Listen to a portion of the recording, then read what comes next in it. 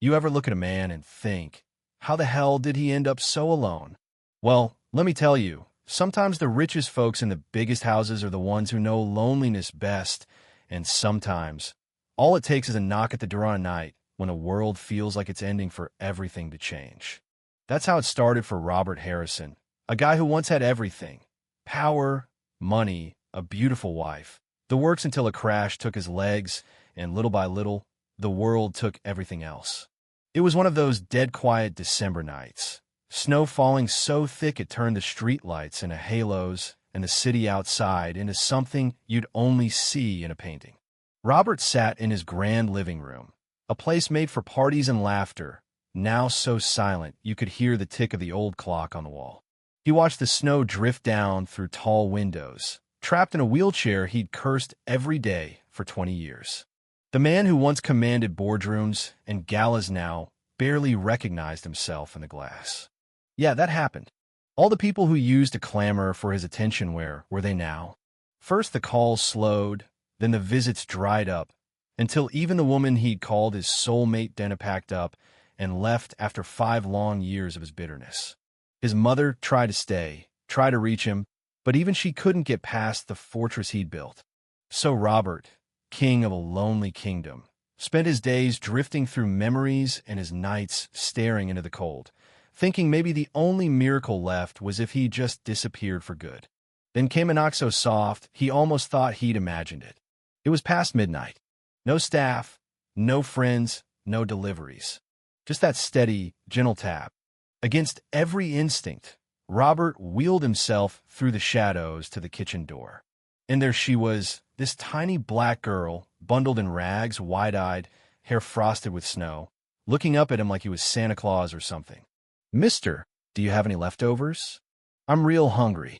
He didn't know what to say honestly. When's the last time anyone had talked to him like he was just a person? She didn't flinch at his wheelchair, didn't care about his money. Just hungry, just honest. "What's your name?" he asked, heart pounding for reasons he couldn't explain. "Jasmine. Jasmine Thompson." She lived with her mom across the street, in a place he'd never bothered to notice.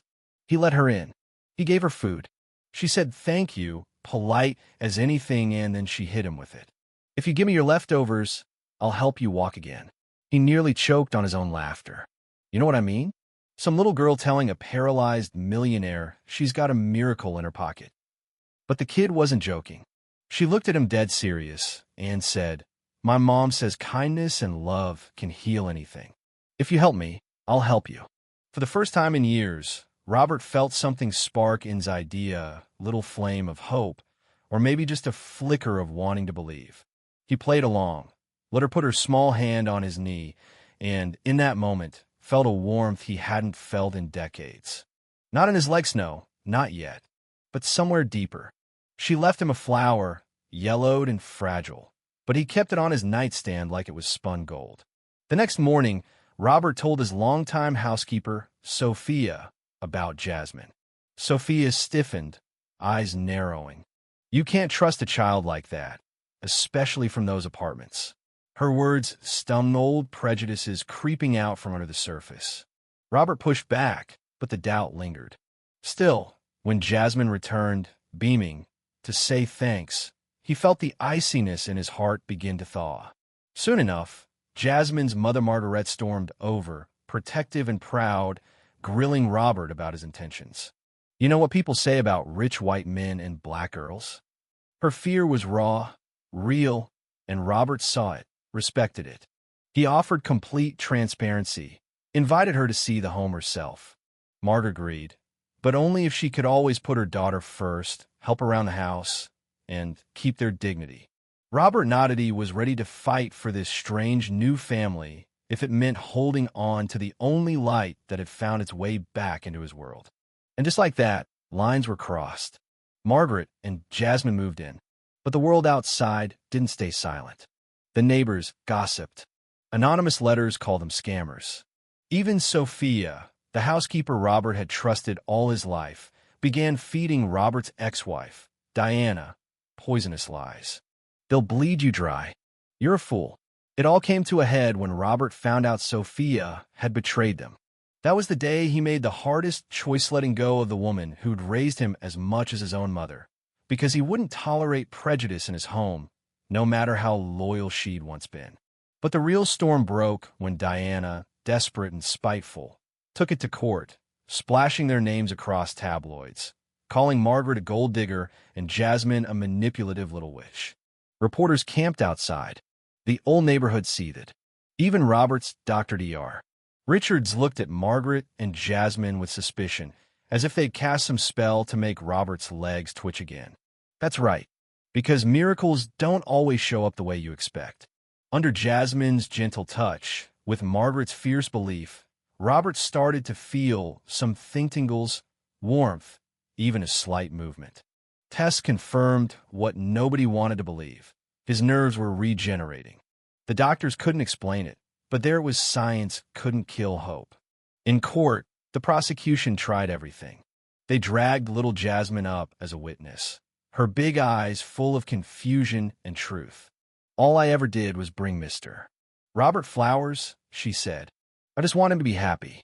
There was a hush, and then, unexpectedly, even the judge softened. When the moment came for Robert to prove himself, he stood, shakily but surely, on legs everyone had written off. The room exploded, tears, applause, cameras. Margaret and Jasmine clung to him, and even Eleanor, his mother, wept openly. From there, something shifted. The community, once so eager to judge, started sending letters of apology, support, even flowers. The media flipped suddenly. Margaret and Jasmine were heroes, examples of faith over hate.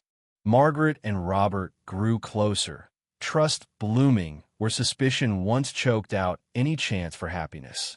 Eleanor, at last, apologized for her own prejudice, promising to stand by her son's new family. Even the neighbors, the ones who'd sneered, found themselves coming around, if only because the world was watching. As the seasons changed, so did the Harrison house. Where there'd once been emptiness, now there was laughter, dancing, Margaret humming in the kitchen, Jasmine's art on the fridge, Robert practicing walking every morning. When he finally proposed to Margaret, it was nothing fancy, just the two of them, a golden light through the window, and Jasmine giggling behind the door. "Will you marry me?" he whispered. And in that simple promise was everything they'd fought for. Their wedding was a spectacle. The whole neighborhood came, some still awkward but trying, others genuinely changed.